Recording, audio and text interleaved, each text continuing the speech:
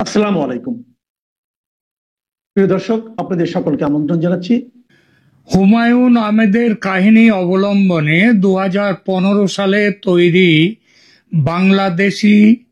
বাংলাদেশের ছবি ছিল অনিল বাগচির একদিন। চমৎকার একটি ছবি। এর আগেও আমি একাধিক ভিডিওতে এই ছবিটির কথা বলেছি। 71-এর মুক্তিযুদ্ধের পটভূমিকায় তৈরি পাকিস্তানি সেনার অত্যাচার ও তখনকার পূর্ব পাকিস্তানের ছবিটি ভারী চমৎকার ফুটে উঠেছে এই সিনেমায়। অনিল বাগচি একজন হিন্দু যুবক, ঢাকায় একটি বীমা কোম্পানিতে কাজ করে। গ্রামের বাড়িতে থাকে তার স্কুল শিক্ষক বাবা ও বড় দিদি।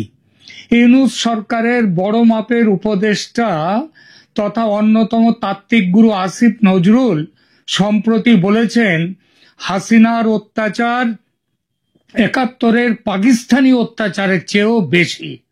আমি কলকাতার বাসিন্দা, হাসিনার অত্যাচার দেখিনি, তবে তার কথা শুনেছি কিছু কিছু গত বছরের 5 আগস্টের পর।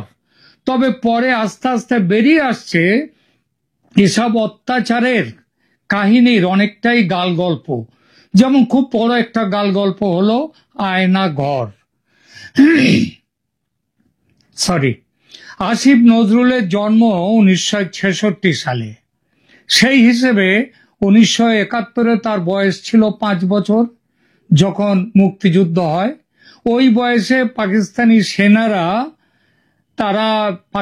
সেনার অত্যাচার তিনি দেখেছেন, মনে রেখেছেন, এবং পরে হাসিনার আমলের অত্যাচারের সঙ্গে পাকিস্তানের আমলের অত্যাচারকে দাঁড়িপাল্লায় রেখে ওজন করেছেন এবং ওজন করে বুঝেছেন হাসিনার আমলে বেশি অত্যাচার হয়েছে পাকিস্তান আমলের চেয়ে। এই যে সিদ্ধান্তে তিনি পৌঁছলেন, এতে বোঝা যায় এই মানুষটি সাধারণ নয়, মহাপুরুষ। যে কথা দিয়ে শুরু করেছিলাম, হিন্দু যুবক অনিল বাগচি গ্রামে যাচ্ছে, বাবাকে হত্যা করেছে পাকিস্তানি সেনারা। এই খবর শুনে বাসে তার সহযোগী ছিল একটি মুসলিম পরিবার। সেই পরিবারের মানুষটি মানে কর্তা, তিনি অনিলকে বললেন, পাকিস্তানি সেনারা খুব অত্যাচার করছে, এই সময় কেন গ্রামে যাচ্ছ? তারা বাস থামিয়ে চেক করছে, যেখানে তাদের নজর সুন্দরী যুবতী মেয়ে, তা সে যে ধর্মেরই হোক না কেন, হিন্দু মুসলমান যাই হোক না কেন, চোখে পড়লে রক্ষা নেই। আর রক্ষা নেই হিন্দুদের। সহজ পরীক্ষা, হিন্দু কিনা। প্যান্টুল খোলো এবং দেখো, সুন্নত না হলেই হিন্দু, কোতল করো। অনিল বাগচিকে তারা সেভাবেই দেখলো, পরীক্ষা করলো, করে দেখলো সে হিন্দু, এবং তারপরে একপাশে নদীর ধারে নিয়ে গিয়ে গুলি করে খুন করা হয়েছিল। এই ছিল গল্পটা। এই কাহিনী মনে পড়লো ভারতের একটা ঘটনায়।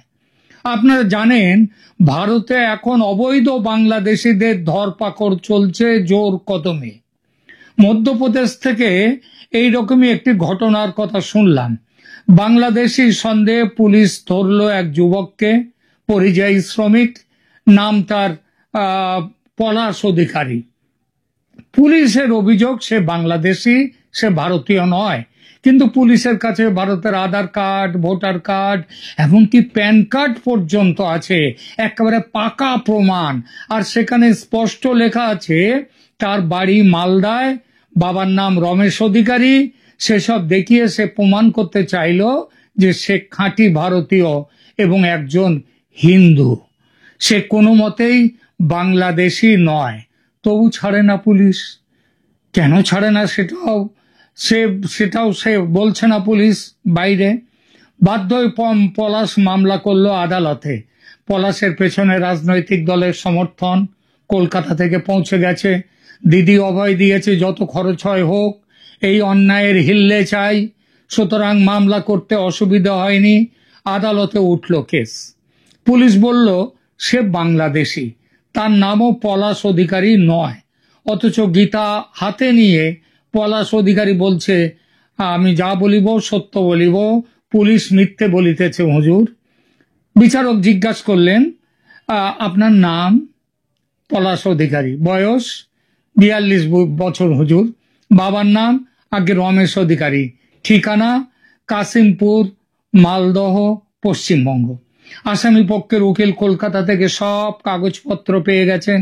মুখ্যমন্ত্রী পশ্চিমবঙ্গের জরুরি ভিত্তিতে পলাশের হিন্দু হওয়ার, ভারতীয় হওয়ার সব প্রমাণ পাঠিয়ে দিয়েছেন। পুলিশের দাবি মিথ্যে প্রতিপন্ন করে দেখাতেই হবে যে বাংলার বাঙালিদের ওপর অন্য রাজ্যে কি ভয়ঙ্কর অত্যাচার চলছে। বাংলায় কথা বললেই বাংলাদেশি। পশ্চিমবঙ্গের মানুষ তাহলে কোন ভাষায় কথা বলবে? ছি! বিচারক বললেন, ভোটার লিস্ট দেখান। ভোটার লিস্ট এলো, আধার কার্ড দেখি, প্যান কার্ড দেখি, সব দেখলেন এক এক করে। সব জায়গায় পলাশের উকিল দেখালো, স্যার পলাশ যা যা বলছে সব সত্যি। মালদার কাসিমগঞ্জের বাসিন্দা রমেশ অধিকারীর 4 ছেলে, পলাশ, সুব্রত, সৌমেন ও রাহুল। পরিবারে আর আছে তার স্ত্রী। এরা সকলেই বৈধ ভোটার ওই কেন্দ্রের, সেটা দেখাই গেল। রমেশ অধিকারী ভারতীয়, তার জন্ম 1962 সালে মালদায়। 1984 সাল থেকে সে নিয়মিত ভোট দিচ্ছে এবং তার পরিবারের একজন স্ত্রী ও 4 পুত্র, সবাই যথারীতি ভোটার। পুলিশের দাবি ভিত্তিহীন। বিচারক তখন খুব একচোট বকাবকি করলেন পুলিশকে, এটা কি রকম ব্যবহার আপনাদের? সাধারণ মানুষকে কেন এভাবে হেনস্থা? ছি! কিন্তু পুলিশ অফিসার তখনও মিনমিন করে বলছেন, স্যার আমি বলছি স্যার, ও পলাশ নয়, ও ভারতীয় নয়, ও বাংলাদেশি। কিন্তু আর বেশি কিছু বলছে না। বিচারক ধমক দিলেন, আর একটাও কথা বলবেন না। আমি আজই অর্ডার দেব এবং বলবো পুলিশকে 20,000 টাকা ক্ষতিপূরণ দেবে ওই পলাশ অধিকারীকে। মামলা তো করেছিল পলাশ, আসামি পক্ষ এখানে হলো পুলিশ। নিজের পক্ষের উকিলকে পুলিশ অফিসারটি তখন বললেন, যে করেই হোক আজকের দিনটা তো বাঁচিয়ে দিন, কয়েকদিন পরের একটা তারিখ নিন, আর একটু চেষ্টা করে দেখি কিছু পাই কিনা। এই কেস হেরে গেলে মুখ পুড়বে মধ্যপ্রদেশ সরকারের। অনেক বলার পর সময় দিল আদালত।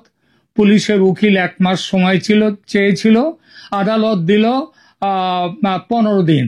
আদালতের বাইরে এসে পুলিশের উকিল জানতে চাইল, আচ্ছা মশাই, আপনি এত নিশ্চিত করে বলছেন কিভাবে যে ও ভারতীয় নয়? পুলিশ অফিসার একটু ভাবলো, তারপর বলল, সেটা এখন বলবো না, আগে প্রমাণ করার মতো কাগজপত্র হাতে আসুক, তারপর বলবো। উকিল বললেন, কেন বলবেন না এখন? আরে আমাকে তো বলুন, ডাক্তারকে আর পুলিশকে কখনো কিছু লুকিয়ে রাখতে নেই। তবু পুলিশ অফিসার বললেন, না আমি সামনের দিন বলবো যা বলার। পুলিশ অফিসার হেডকোয়ার্টারে যোগাযোগ করে বললেন, পশ্চিমবঙ্গে 2002 সালে নির্বাচন কমিশন SIR বা স্পেশাল ইন্টেনসিভ রিভিউ করেছিল। এই SIR এর ভিত্তিতে কয়েকদিন আগে বিহারে সেখানে 65 লক্ষ ভোটারের নাম বাদ গেছে ভোটার লিস্ট থেকে। এবং সেই এটা বিহারে হয়েছিল 2003 সালে, পশ্চিমবঙ্গে এটা শেষ হয়েছিল এই SIR 2002 সালে। সেবার বাড়ি বাড়ি ঘুরে ভোটার তালিকা সংশোধনের কাজ চলেছিল। সেই সংশোধিত তালিকার ভিত্তিতে পরে ভোট হয়। এত বছর সেই ভোট হচ্ছে, মাঝে মাঝে বাড়ছে কমছে, এইটাই। কিন্তু মূল পৃষ্ঠভূমি হচ্ছে 2002 সালের সেই SIR তালিকা। তারা পুলিশের হেডকোয়ার্টার জোগাড় করে আনলো সেই তালিকা, পাঠালো পুলিশকে। এবার বিচারের দিন, যেদিন পরের হিয়ারিং এর দিন, সেদিন খোলা হলো সেই SIR record, special intensive review. Record দেখে তো বিচারকের চক্ষু চড়ক গাছ। এ কি, রমেশবাবুর 4 ছেলে নেই? রমেশবাবুর 2 ছেলে, সুব্রত ও সৌমেন। একজনের বয়স 28, একজনের বয়স 30। তাহলে পলাশ ও রাহুল কার ছেলে? আরো 2জন আছে, 4 ছেলে বলেছিলাম। 2010 সালের রেকর্ড খোলা হলো, সেখানেও রমেশ বাবুর 2 ছেলে, সুব্রত আর সৌমেন। সেখানেও পলাশ ও রাহুলের নাম নেই। খোলা হলো 2015 সালের রেকর্ড, সেখানে রমেশ বাবুর 2 ছেলে, হঠাৎই 4 ছেলে হয়ে গেল। চলে এলো পলাশ ও রাহুলের নাম। সঙ্গে সঙ্গে পলাশের উকিল জানালো আগে ভোটের বয়স হয়নি, তাই নাম ওঠেনি। 2015 সালে বয়স হয়েছে, তাই তার নাম, এই দুজনের নাম ভোটার লিস্টে উঠেছে। বেশ ভালো কথা। এবার চেক করা হলো রমেশ বাবুর রেকর্ড। দেখা গেল রমেশ বাবু বিবাহ করেছেন 1993 সালে। প্রথম সন্তান সুব্রত জন্মগ্রহণ করে 1995 সালে, তার বয়স বর্তমানে 30। দ্বিতীয় সন্তান সৌমেন, তার জন্ম 1997 সালে, তার বয়স 28। তাহলে 42 বছর বয়সী পলাশ কিভাবে রমেশ বাবুর পুত্র হয়? উত্তর নেই। কোনোভাবেই যখন কিছু সুবিধা করা গেল না, তখন চাপ দিতেই বেরিয়ে এলো আসল সত্য। সত্যটা কি? সত্যটা হলো পলাশ অধিকারী আসলে শেখ মঈনুদ্দিন, বাড়ি বাংলাদেশের খুলনা আমেদপুর। আরো আশ্চর্যের বিষয়, রমেশ অধিকারী এই শেখ মঈনুদ্দিনকে চেনেনি না, তার নামও শোনেননি। তাহলেও তার ছেলে হয়ে গেছে এই পলাশ অধিকারী মঈনুদ্দিন, এবং সেটা বাবাও জানে না যে তার দুটো ছেলে হয়ে গেল কবে, ছেলেরা তো বড় হয়ে গেল কিভাবে। উত্তরে পলাশ চুপ, তার উকিল চুপ। জিজ্ঞাসা করা হলো রাহুল অধিকারী, সে এখন কোথায়? পলাশ ওরফে শেখ মঈনুদ্দিন বলল সে কে তা তার জানা নেই, ভাইকে চেনে না। আরে বাবা ছেলের কথা জানে না তো ভাই ভাইয়ের কথা জানবে কি করে?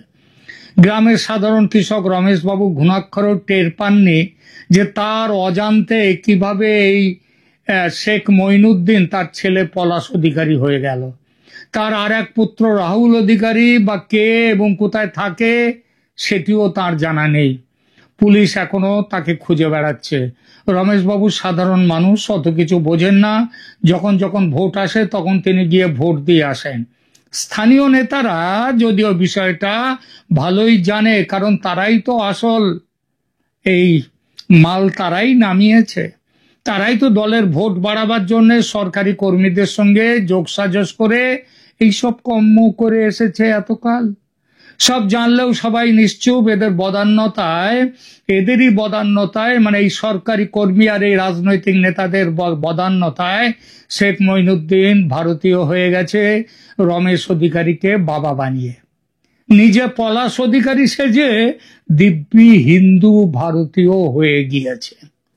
মধ্যপ্রদেশ পুলিশ জানিয়েছে বিগত 10 বছর পরিযায়ী শ্রমিকের আড়ালে দিব্যি মৌলবাদী কার্যকলাপ চালিয়ে গিয়েছে পলাশ অধিকারী ওরফে শেখ মঈনুদ্দিন। শেখ মঈনুদ্দিন একা নয়, হাজারে হাজারে। নির্বাচন কমিশনের SIR এদের ধরিয়ে দেবে, তাই মমতা ব্যানার্জির এত বিরোধিতা, তার মাথায় এত আকাশ ভেঙে পড়েছে। আদালতের বাইরে এসে উকিল জিজ্ঞেস করলেন পুলিশ অফিসারকে, একটা কথা বলুন তো, আপনি এত নিশ্চিত হয়ে কি করে বলছিলেন যে ও বাংলাদেশি, অথচ কারণটা বলছিলেন না? পুলিশ অফিসার বললেন, ভারতে এত মুসলমান আছে, তারা কি কেউ ভারতে থাকার জন্য হিন্দু নাম নিচ্ছে না? তাহলে এ কেন হিন্দু নাম নিতে গেল? ও মুসলমান, ও যে মুসলমান জানেন যদি সেটা প্রথমেই বলে দিলেন না কেন? উকিল আবার বললেন।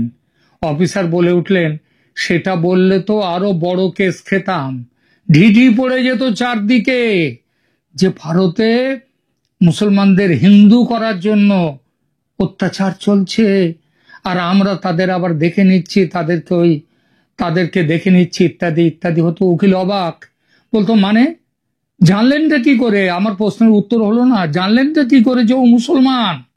অফিসার বললেন, জানার আর কি আছে, প্যান্টুলটা খুলে দিলাম, প্যান্টুলটা খুলে যেই পরীক্ষা করলাম অমনি সব বোঝা গেল।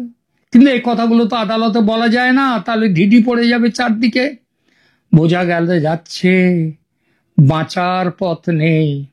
শোনা যাচ্ছে পশ্চিমবঙ্গে 1 কোটির ওপর নাম ভোটার লিস্ট থেকে বাদ যাবে। বাংলাদেশ থেকে যারা ঝাঁপিয়ে এসেছেন ভারতে কিংবা আসার কথা ভাবছেন, তারা কিন্তু এবার সাবধান হবেন। সাবধান হবেন, কারণ ওই যে হেডিংটা দেখুন, পেন্টুল খুলে পরীক্ষা। এখানেই থামছি, ধন্যবাদ।